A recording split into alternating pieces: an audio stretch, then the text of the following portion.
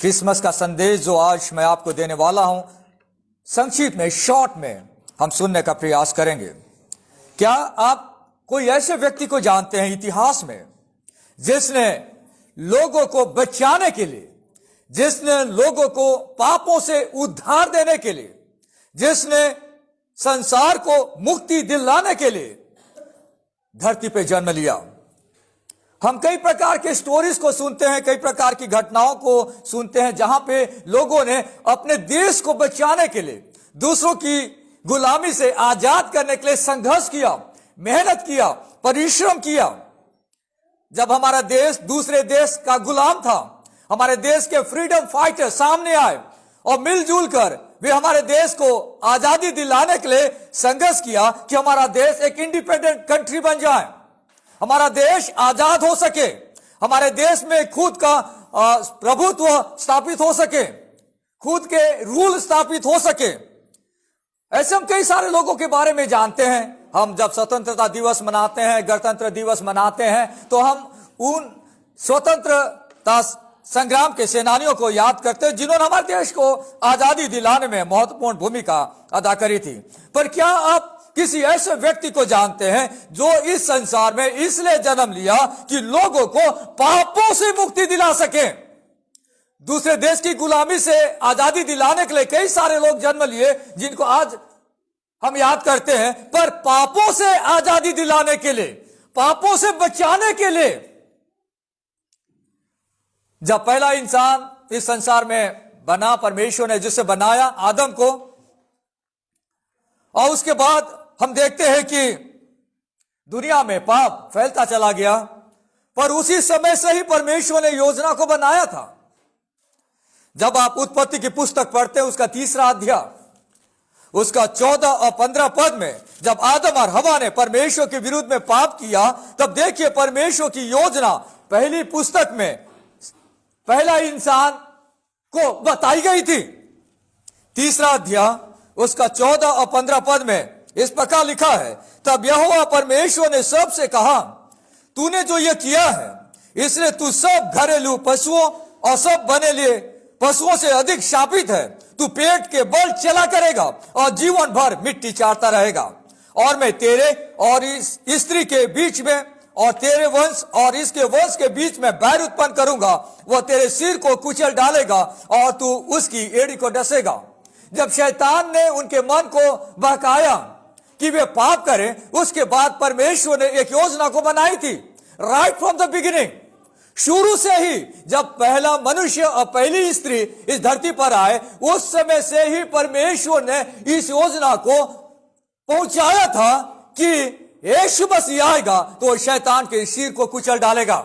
आज दुनिया में लोग शैतानिक गतिविधियों से परेशानी में हैं, लोग इधर उधर भागते रहते हैं, पर जब आप बाइबल को पढ़ते हैं तब आपको पता चलेगा कि यीशु मसीह इसलिए आया कि वह शैतान के सिर को कुचल डाले। इसलिए आज जो कोई भी यीशु के पास आता है वो शैतान की गुलामी से और पाप की गुलामी से आजाद हो जाता है।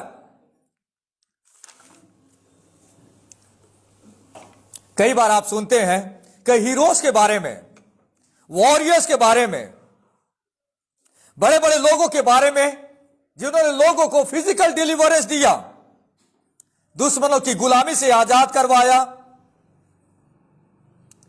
उनकी परेशानियों से आजाद कराया।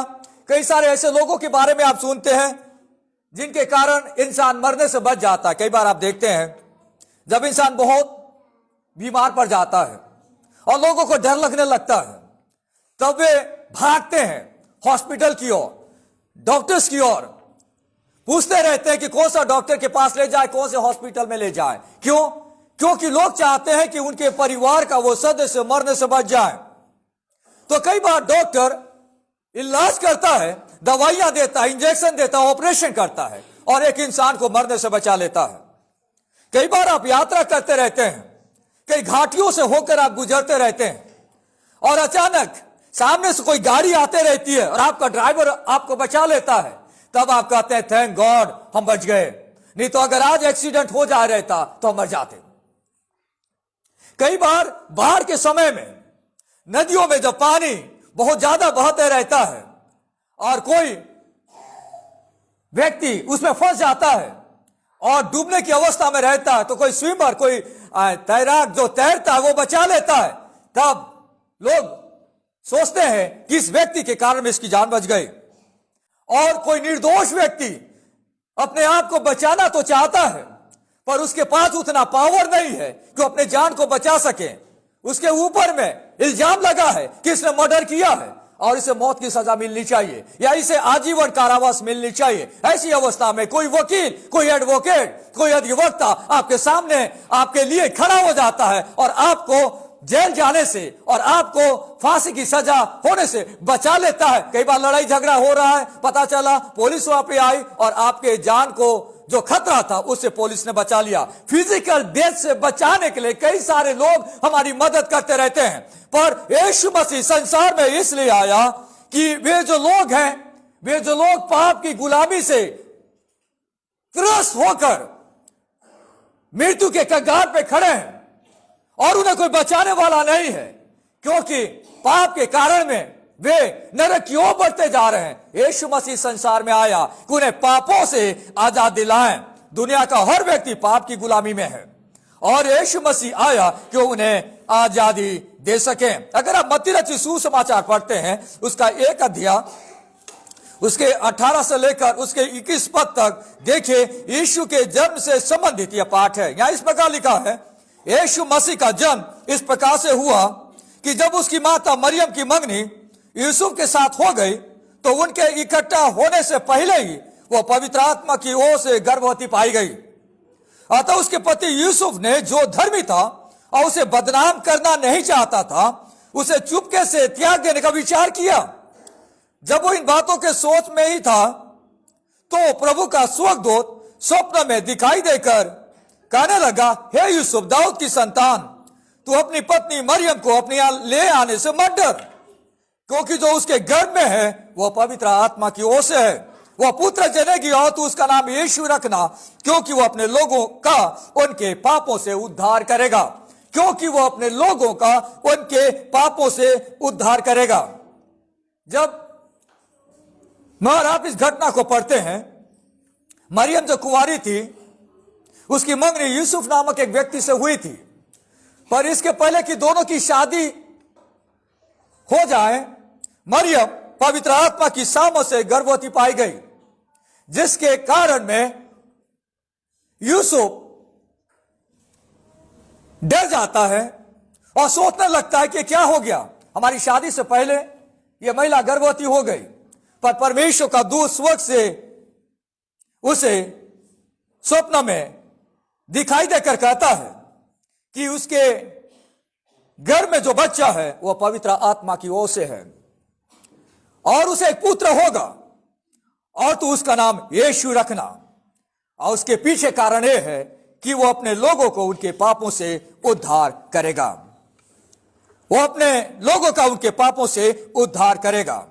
यीशु मसीह संसार में इसलिए जन्मा कि लोगों को उनके पापों से उद्धार दे सके। यीशु मसीह लोगों को उद्धार देता है पाप की सजा से, पाप के सामों से, पाप की उपस्थिति से। Jesus saves us from the penalty of sin, from the power of sin and also from the presence of sin. यीशु मसीह क्यों इस प्रकार के कार्य को मेरे और आपके लिए करता है? क्योंकि हमसे बहुत प्यार करता है।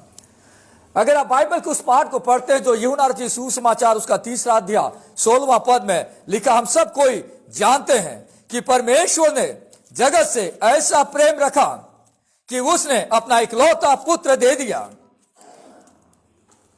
और लिखा है ताकि जो कोई उस पर विश्वास करे वह नष्ट ना हो परंतु अनंत जीवन पाए। जब और आप यीशु पर विश्वास करते हैं तो हम नाश नहीं होते, हमें अनंत जीवन मिलता है। आज वो यीशु मसीह आपके दिलों में रहना चाहता है।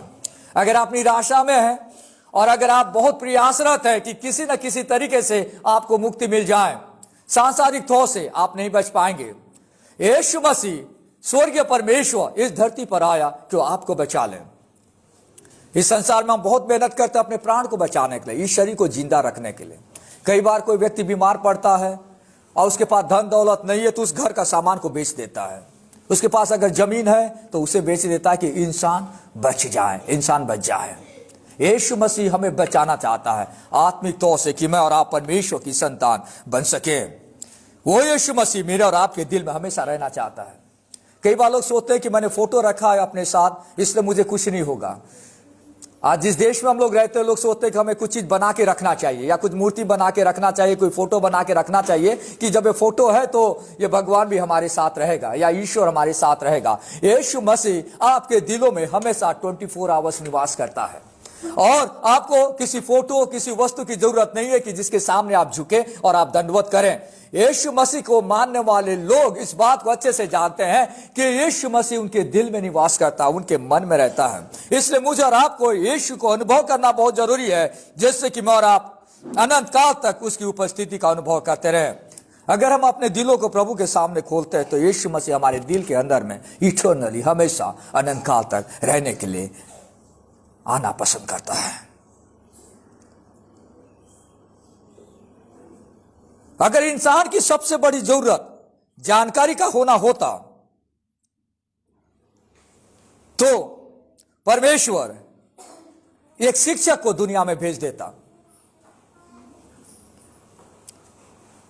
अगर इंसान की सबसे बड़ी जरूरत टेक्नोलॉजी की होती तो परमेश्वर एक वैज्ञानिक को इस धरती पर भेज देता। अगर इंसान की सबसे बड़ी जरूरत धन की होती तो परमेश्वर एक अर्थशास्त्री को इकोनॉमिक्स को भेज देता। अगर इंसान की सबसे बड़ी जरूरत मौज मस्ती और खुशी होती तो परमेश्वर एक मनोरंजन करने वाला इंसान को भेज देता।